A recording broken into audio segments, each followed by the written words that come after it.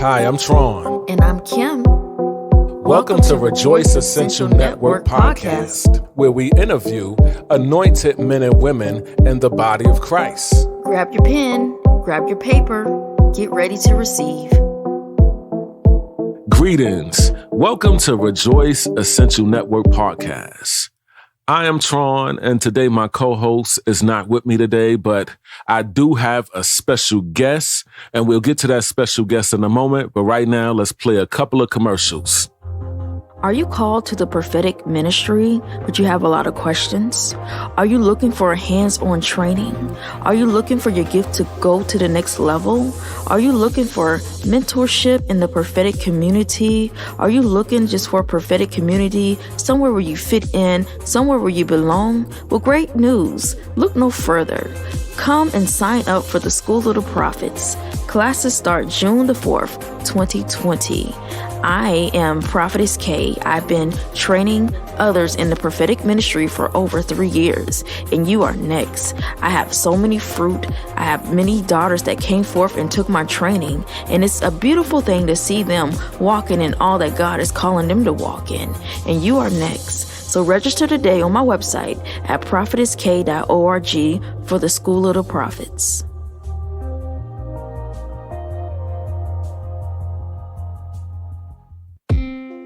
I'm currently doing a video series called Relationship Goals, where couples share their love story. We want to celebrate and promote marriage the way God intended. Between a man and a woman. This opportunity will benefit both engaged and married couples, and at the same time, give hope to those who are single who desire to be married. Let us help you tell your story. Contact us at tronmosesmedia@gmail.com. All right, we are back.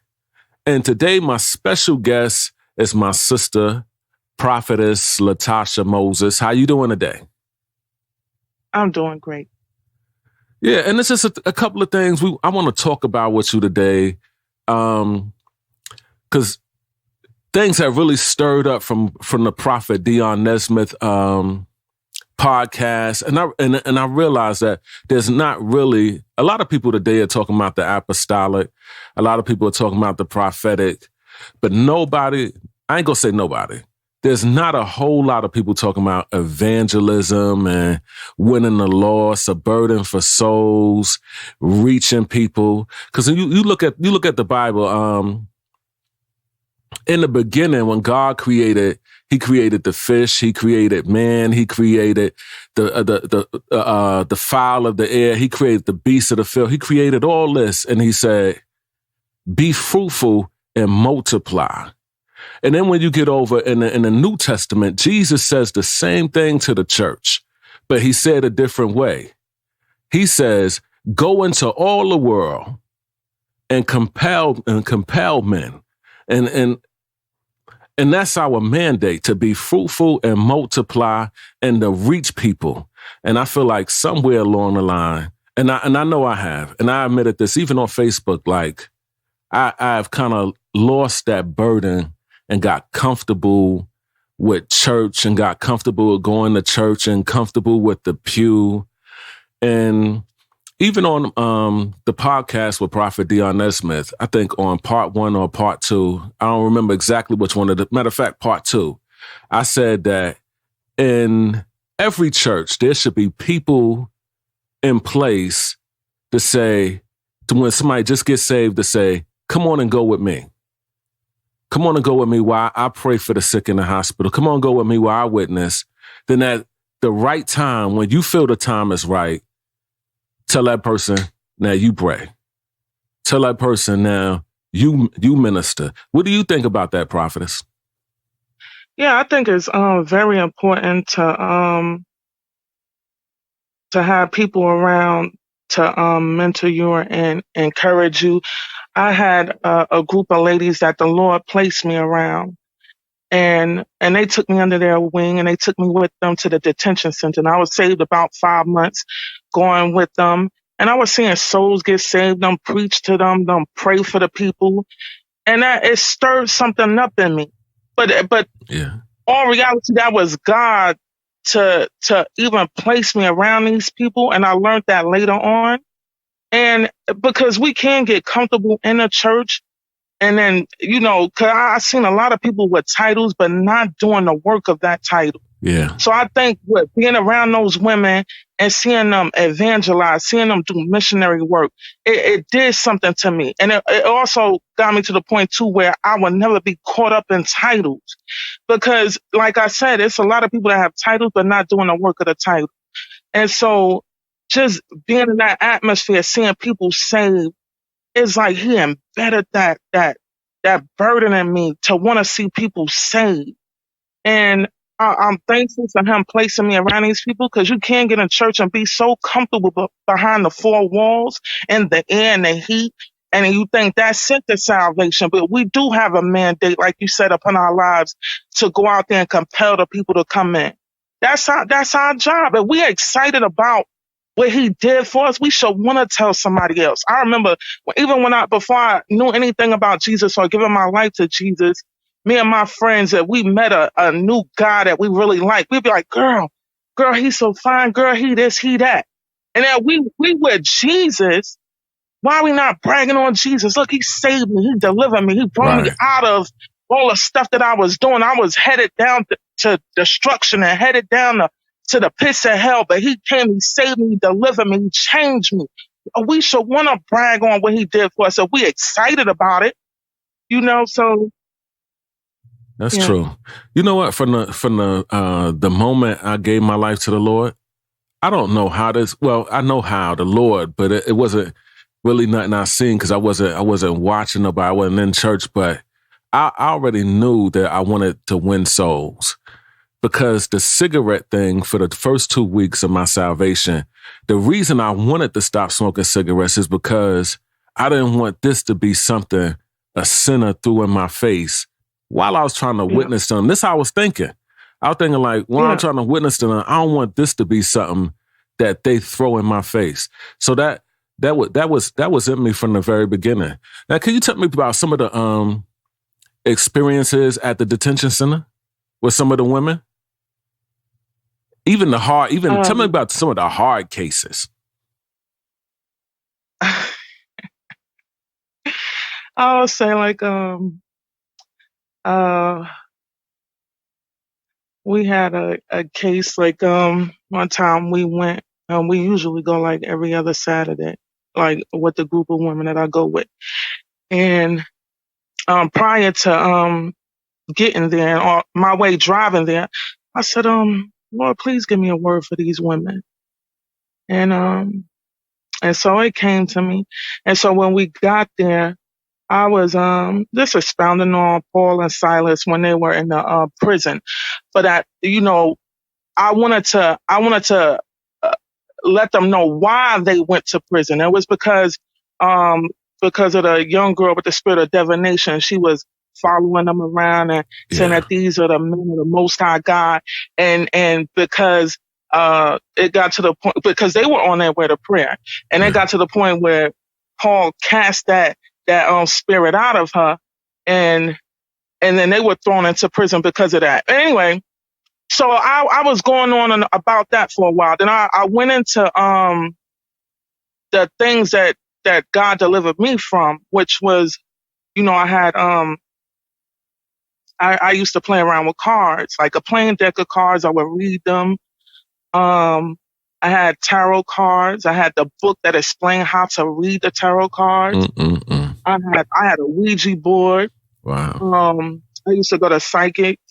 And so I was telling them all of this, and I was going into all of that. I was like, the Lord could deliver you out of that, blah, blah, blah. And then I went into the word about, how Paul and Silas, they were in prison, and they still had the mindset to praise the Lord, to worship him, and to sing songs to him. And I went into all that. And then Elderess Tanja McCall, she started speaking, and she went in heavy about the girl with the divination and all that. And then, in my mind, I never told her this, but in my mind, I was saying, she talking about that too much.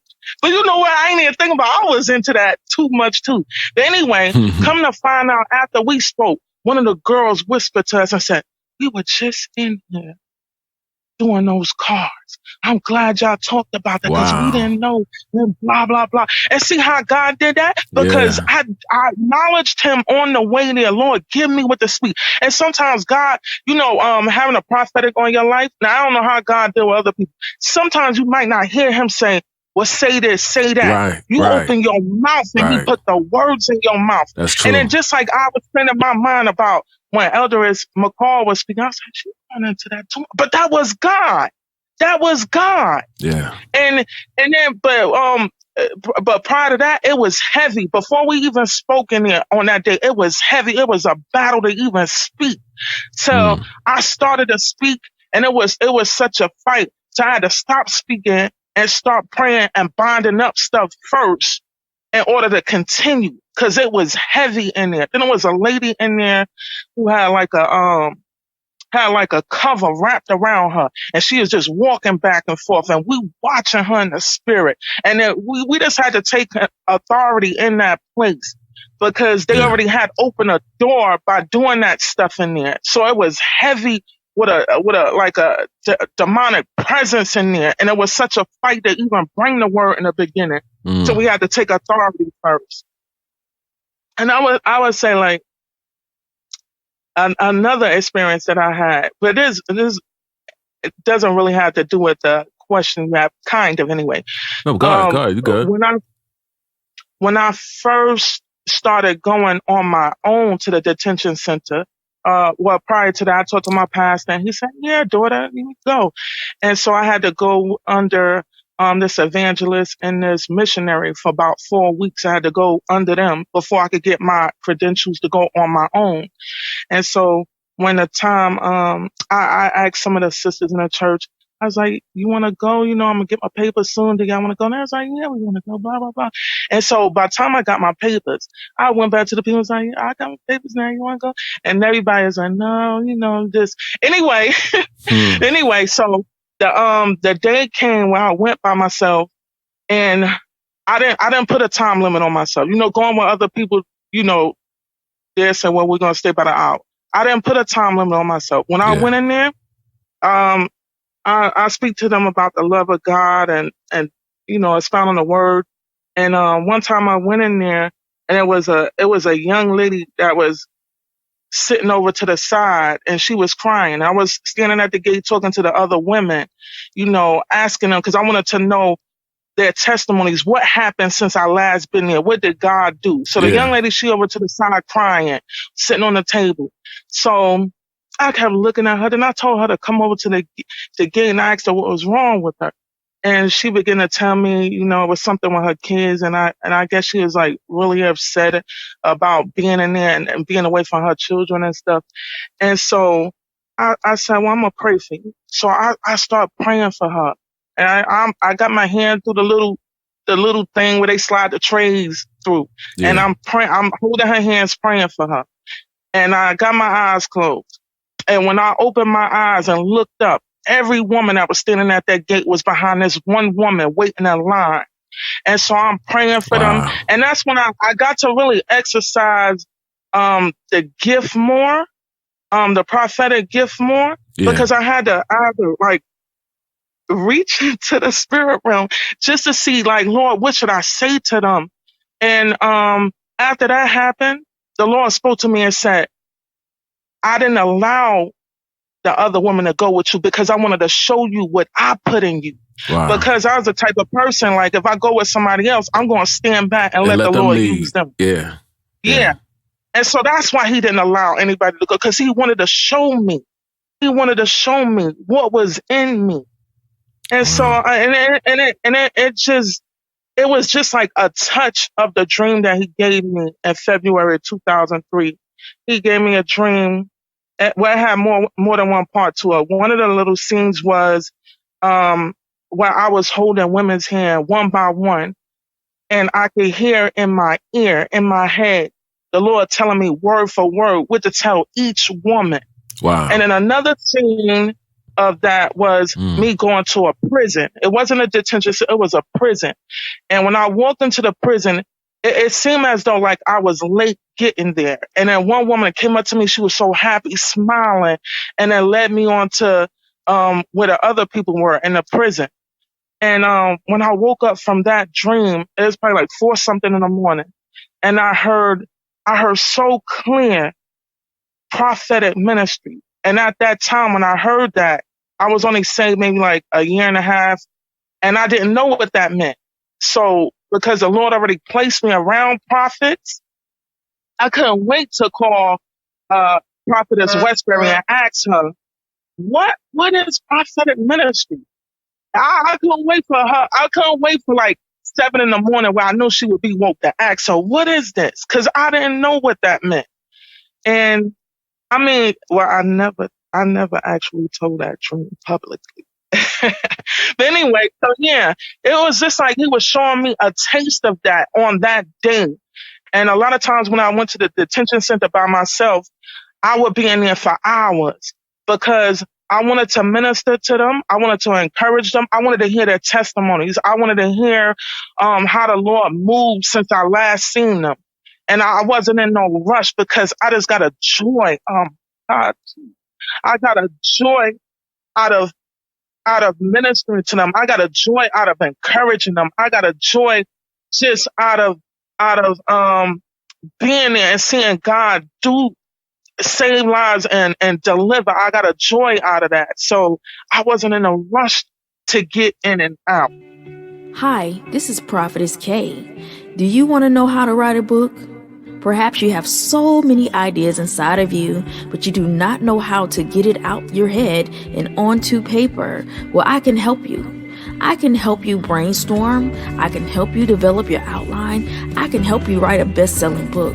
I'm an author of 22 books and more to come, and I want to show you everything I know. You can now get hands-on training live with me every Saturday. It's easy.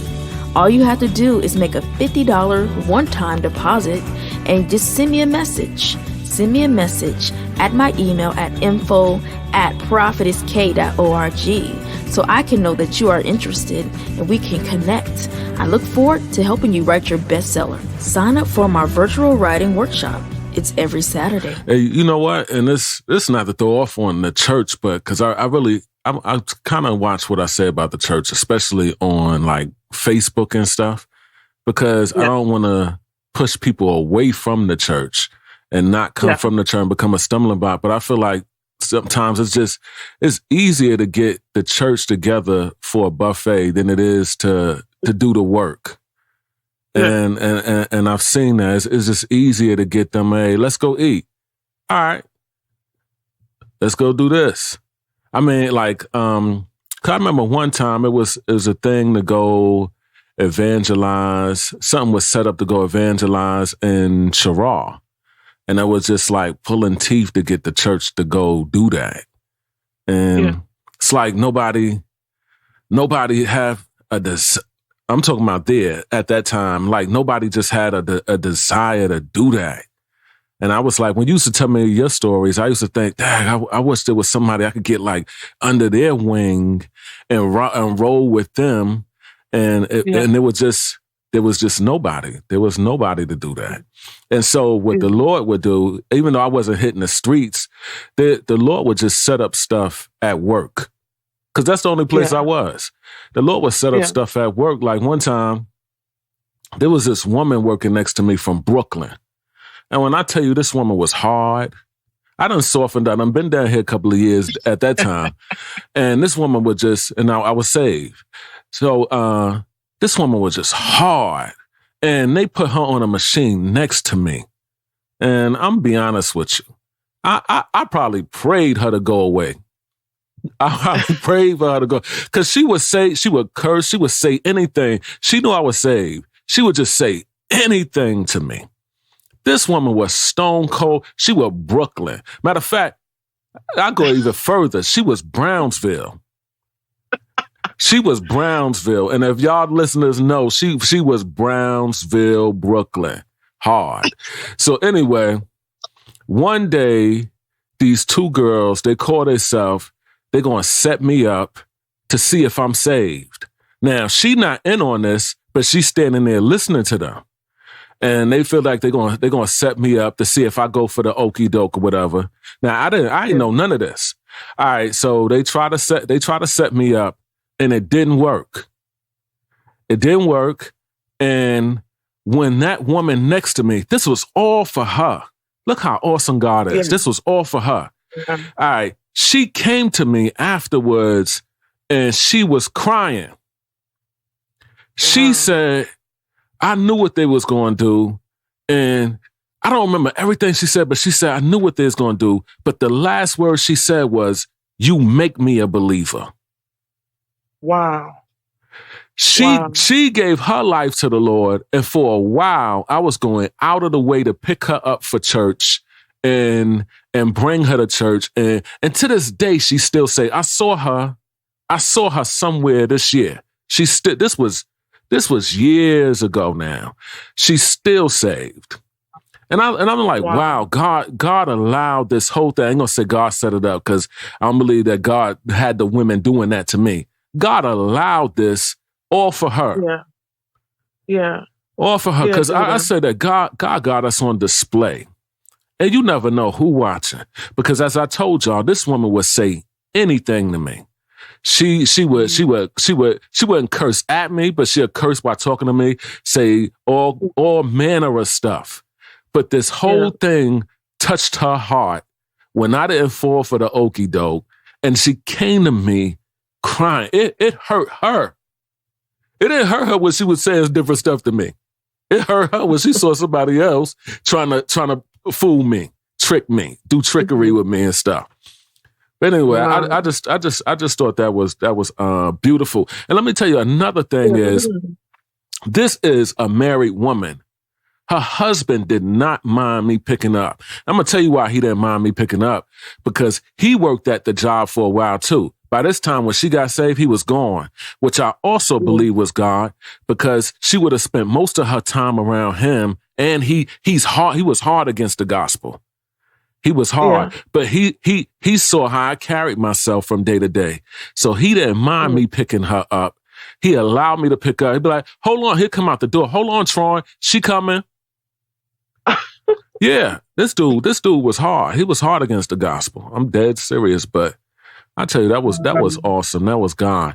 So let me tell you. Let me ask you. What advice would you give to? Okay, say there's a person in a church, and the church is not. They're not doing this. They're not witnessing. They're not reaching the lost. They don't have a burden, but that person do. What advice would you give them? What encouragement would you give them? I would say, just they can still pray and ask the Lord to lead them day by day on setting up divine appointments where they could witness to people and encourage people. That's what I did, because it got to the point where the burden was so heavy on me to like witness to people, to like the people I was around. I was secretly getting upset with them. I was like, we having prayer. After we pray, I want to be able to go out there and witness. It was so heavy on me. I didn't understand why it was so heavy on me. So I'm secretly upset with them. Like, I want to go out and witness. And I ain't had the courage to do it. I ain't had the courage to do it. So I'm upset with them, because it wasn't like I wanted to say anything. I just wanted to be in the midst, and I just wanted to see people get saved. It wasn't like I was upset because I wanted to go out there and say something. I just wanted to see it. I wanted to be in the midst. And so after a while, I start asking the Lord, I start praying. It's like, Lord, please send me to somebody I could witness to, I could encourage, Lord, I could talk to them.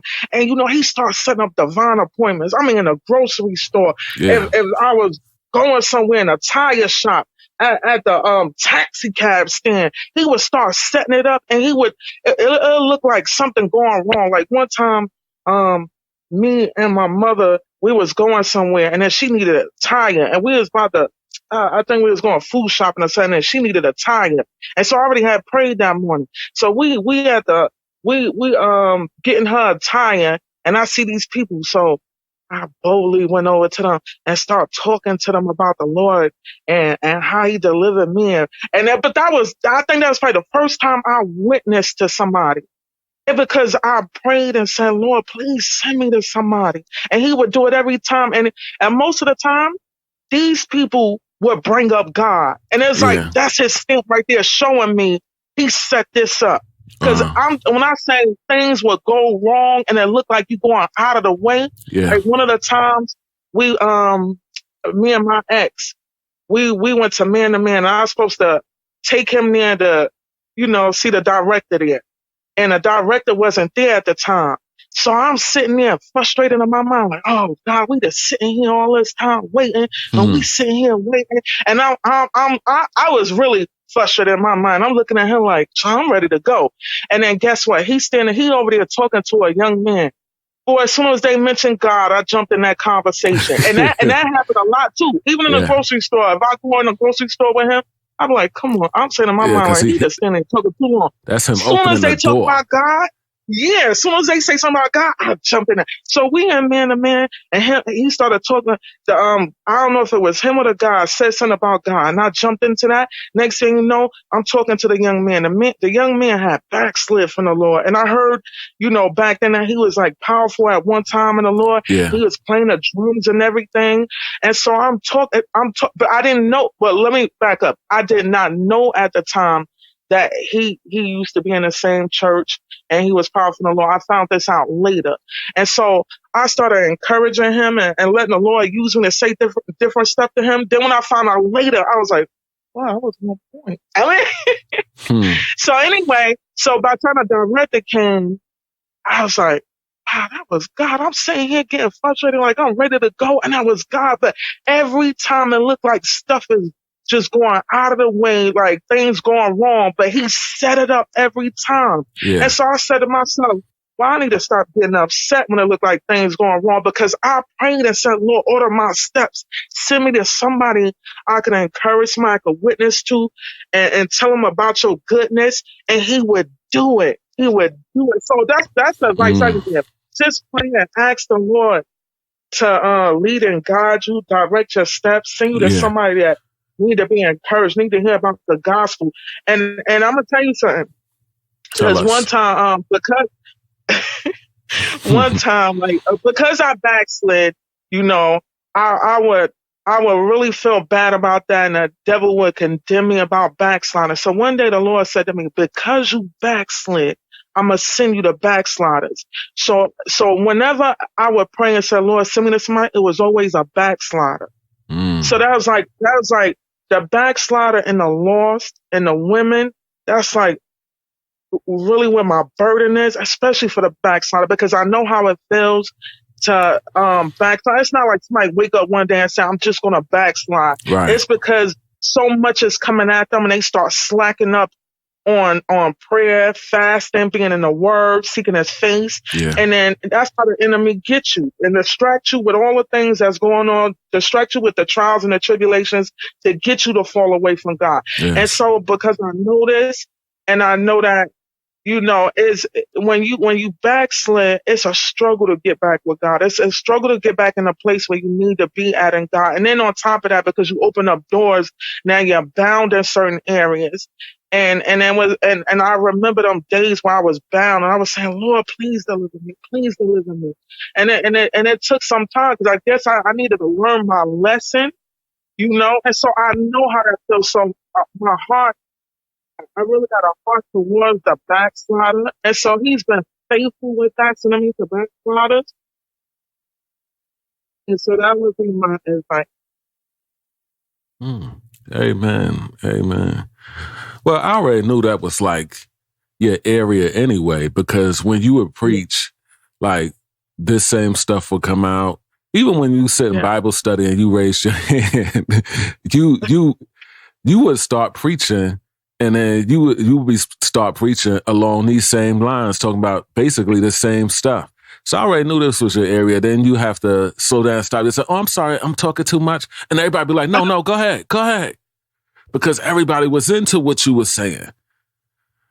But when I think about all the messages that he gave me in my early days, it was always the return back to our first love, about hitting the streets.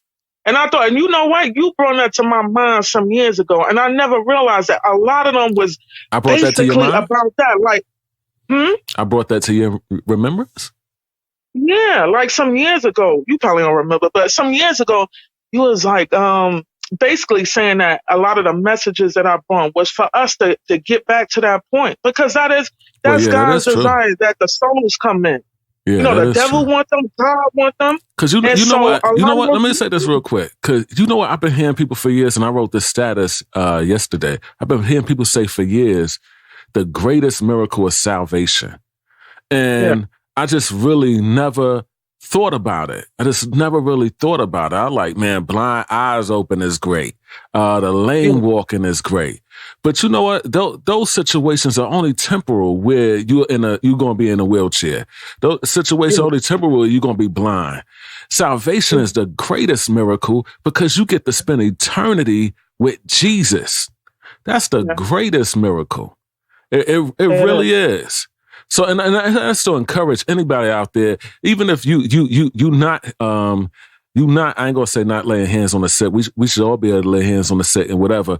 But even if you're not doing all the stuff you see other ministers, other preachers, apostles, and prophets doing, you could win souls. That's the greatest miracle.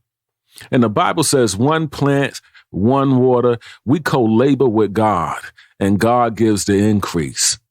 I don't care who you see get saved. Somebody gets saved in their bedroom with just them alone. Somewhere along the line, a seed was planted and watered. Because as long as the earth remains, there'll be seed time and harvest. Yeah, I remember a seed was planted with me. Matter of fact, there was so many seeds.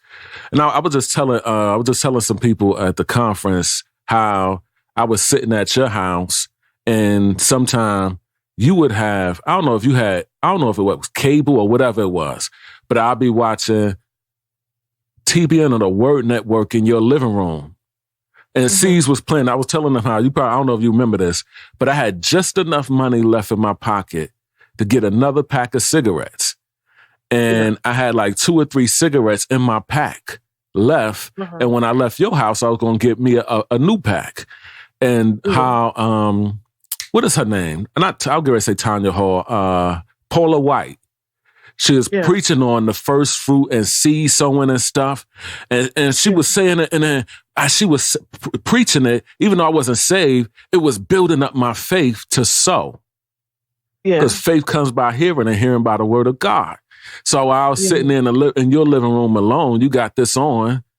I took everything out my pocket and I gave it to you and said, "Here, take this to church." You remember? You remember those times? I think so. Because I think I remember that. Yeah, I was. And you already know this yourself. I was a stone cold nicotine addict. Yeah. I was stone cold. I smoked 2 packs a day. I went in the ashtray. I took paper out of a notebook. I went in the ashtray, got a duck and made a cigarette. And there was a few times, not a bunch of times, y'all, but a few times I went outside my door out of house and got some ducks that I threw on the ground. I don't think I knew that for almost. Well, yeah, that's how bad I needed it.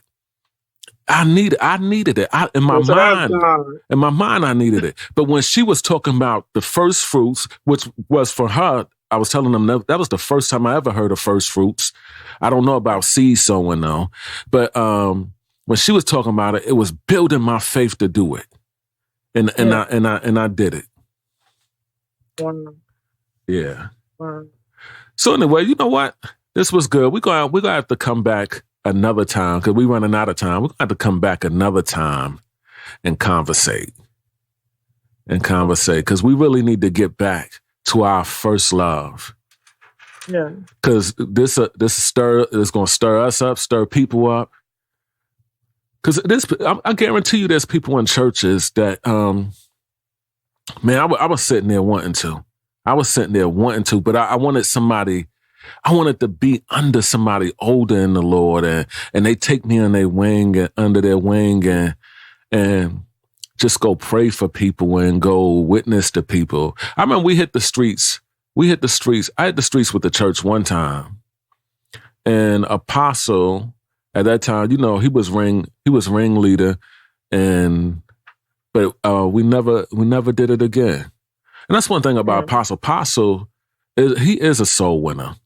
When the man, I think he broke his leg, he on the ambulance truck ministering to them, he in pain.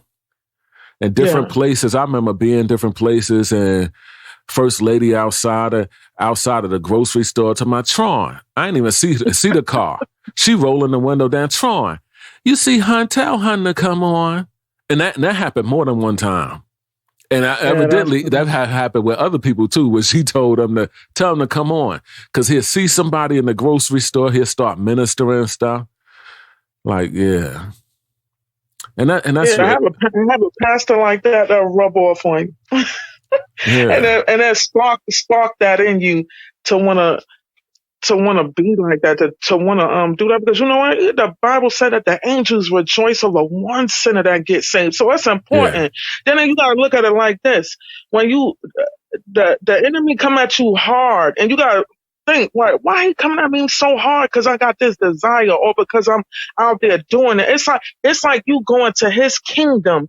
And you pointing to these people saying, I want them, and I come to get them. Right. And it's like you picking a fight with him because he come at you so hard for that desire that the Lord embedded in you. He come at you extra hard because he want those souls. Yeah, he definitely want them. I read about Esther when she went on a 3-day fast and how she called like all the people in the nation like to go on a 3-day fast, and the decree that was set out against them was overturned. I read about Moses when he told the people to he told the people to wash their clothes and to sanctify themselves on the 3rd day. The Lord would do wonders among them. Joshua, when he told the people that on tomorrow the Lord would do wonders among them. And reading those things, it gave me a hunger to want to fast and to know God deep. And at this time, I did not have a title, so I wasn't fasting because I wanted to grab the mic and be and sound like this or that. I just wanted to know God more, and I was getting into the Word because I wanted to know Him more. And when I read those things, it gave me such a hunger to want to fast and then get to a 3-day fast, and I began to start trying to fast, and I would mess up on the first day, then finally got to the 2nd day, and I mess up, and when I got to the 3rd day, when I actually could make it to the 3rd day, Prophetess Westbury came over and she said, we're going to go out witnessing. And at the time I lived in the projects. So we went knocking on doors, telling them about the love of God, and somebody got saved. We went around on the other side of the projects, knocking on doors, and we came to this elderly lady's house. And she let us come in. So we talking with her, and she told us, she was going to church. And we got ready, to get ready to close it out. And Prophetess Westbury began, all 3 of us were holding hands because she said, let's pray before we leave. So Prophetess Westbury was praying. And while she was praying, I heard so clear in my ear, touch her neck, touch her neck, touch her neck, touch her neck.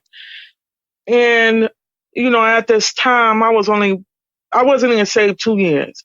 So I was saying to myself, Lord, would you say touch her neck and not lay hands on her neck? And on top of that, no joke, I was scared to do it. I was scared to do it because I ain't know this lady. At this time, I only prayed for my kids when they didn't feel good. Once I read in the Bible that Jesus gave his disciples power over all manner of sickness and all manner of disease, I wasn't church, so I thought, like, if I get that anointing on, the Lord gonna do this. But I only did it with my kids, and then when I prayed for them, I anoint them and pray for them and quote the scripture, and I'll tell them, I said, well, tell the Lord thank you and clap your hands so the Lord will know that you You believe him. And I would tell them that every time I pray for them. I remember that. And they said, Mommy, I feel better. Yeah. So I went, if they said they didn't feel good or son was hurting, I didn't take them to the hospital. I got that anointing all in prayer because I read that and so I believed it. So that's the only people I prayed for at the time. So when I heard touch her neck, touch her neck, touch her neck, I was scared like, Lord, I don't know this lady.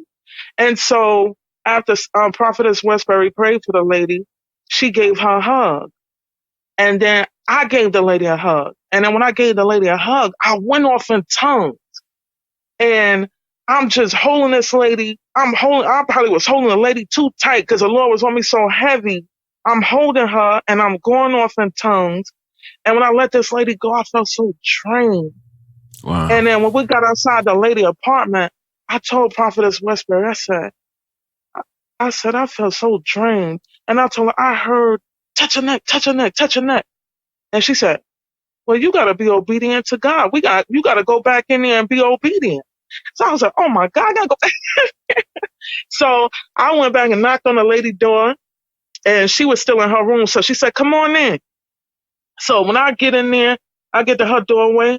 I said, you have any problems with your neck? Cause I'm still scared to do it. Yeah. So I said, you have any problems with your neck? And she said, yes, I'm about to have surgery. But I believe whatever now when I went and touched the lady's neck out of obedience, but at that time I didn't feel anything. But whatever that lady needed, I believe she got in that hug. And that was just powerful for God to show me that. That's the first time I've ever made it to 3 days. And for him to show me. And from there on, I just kept continuing to fast all the time. Cause I wanted to be in tune with his presence. I wanted to hear him clearly. I wanted him to direct me. I wanted to know him more. And I even said to him around that time, I said, Lord, I want to walk close with you. Yeah. And I heard him say, it's a price to pay. And I didn't know what that meant at that time. You know, I got it now. I didn't know what that meant at that time, but I wanted to be in tune with him. Cause I think with fasting, you're more in tune with him. It's like you're gliding. I don't know no other way to put it. Like you're gliding with the Holy Spirit. And like I said earlier, a lot of times you might not hear God say, go here, go there. Right. Your steps are so ordered because you done died to yourself, put your flesh under subjection and come into agreement with his spirit by fasting and laying before him, seeking his face, being in prayer, being in studying the word, till you just flowing with him on what to say, where to go. Right. And and just reading those scriptures is what stirred me up to get to that point. And there was a lot of times I was around people and they was like, we going out to eat. And I didn't want to be telling people, hey, I'm fasting and that's why I'm not eating. But I was out. It just became my lifestyle to fast and to pray. Just because I wanted to know him more. I ain't tell nobody nothing. But you right about that you might not always hear God say do this, but don't mean he didn't tell you. Because he said in the Bible, I commanded the widow woman to feed you. Right. And it's obvious when he got to the widow woman didn't know nothing concerning that. But he commanded her. That's right. That's right. Yeah. Hi, I'm Prophetess K, and I have some exciting news. Get ready to participate in my annual book collaboration to write a chapter in my book, I Almost Died. Do you have a testimony about a near-death or a death experience? Have you seen heaven or hell? Have you passed away and came back? Do you have a story that you want to tell? Guess what? You can now partner with me as we go forth and evangelize those people that are living recklessly. You can partner with me and we can do great exploits for God's glory. You can sign up today on my website at prophetesska.org. You will have awesome benefits. Some of the benefits are being published through Rejoice Essential Publishing, receive impartation, receive book training on how to write your own book. You'll be featured in a short film on our network. You will have your own magazine interview. You will make divine connections, and you can also participate in our annual book fair. I'll see you January the 27th, 2020.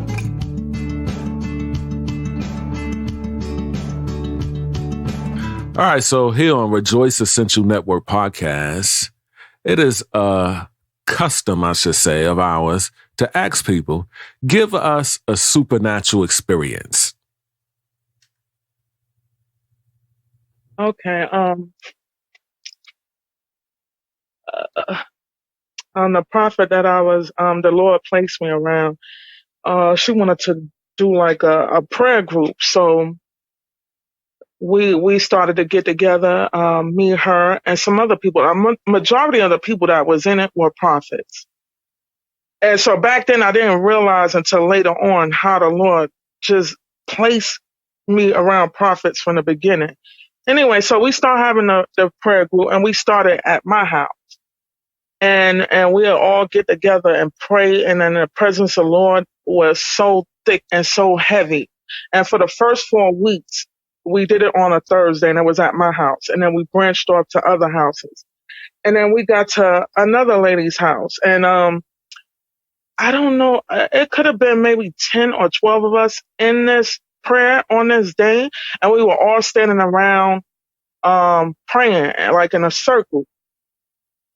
And Prophetess Westbury, she went off in tongues, and she was just going off heavy.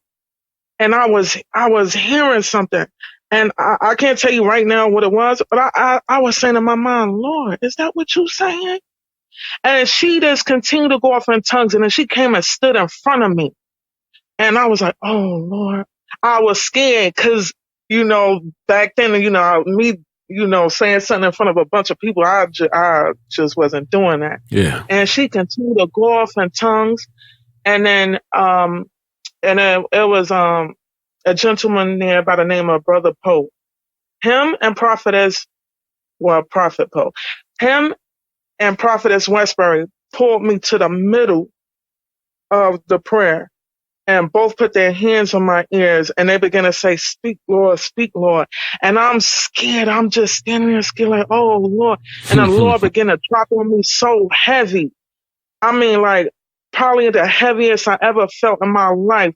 So I could barely stand under the weight of him being on me so heavy. And I dropped to the floor, and I was asking the Lord to let up off of me some, because I couldn't take it. And when I finally did get up, the Lord said, say, come. It wasn't, no, prior to that, I was saying to him, Lord, please say something to me or tell me what to say. And I was like practically begging him because he was on me so heavy. And then I guess I got a sense of humor, because he began to say stuff to me, one word at a time. And he'd say, come. And I'll say, come, out loud. And he'd say, out. And I say, out loud.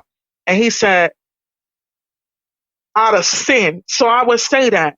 And then next thing you know, it's like my body was moving on its own. And I began to go stand in front of this young lady, and I put my arms around her neck, and I whispered in her ear, come out of sin or else. Is what he was saying. And she began to cry, and she began to gag, like, like someone to come out. So I said, go to the bathroom and let it out. And she went to the bathroom, and then the young lady was delivered. And I mean, that was like one of the most powerful experiences that I had. So while he was heavy on you, you probably was standing there with your eyes closed. So when he was telling you the words, you didn't know who he was talking to right away, did you?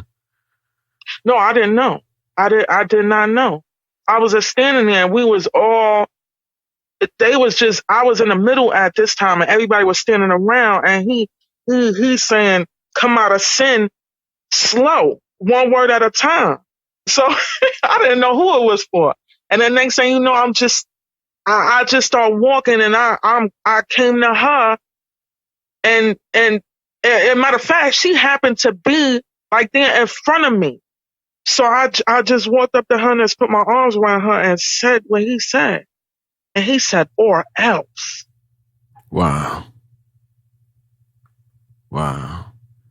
Well, you were talking about, I was thinking about a time at the Rock. I would listen to you and thinking, my mind be going to how the Lord fell on me real heavy. And I was just weeping and stuff. And I could move my arms, but I couldn't walk.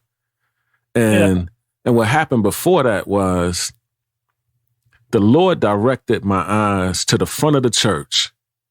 And I heard him say, there's no men up there. There was a bunch of women up there. I heard the Lord say, there's no men up there. And while he's saying this, I see Antoinette walking to the front. And she said, it ain't no men up here. Wow. And the Lord fell on me heavy.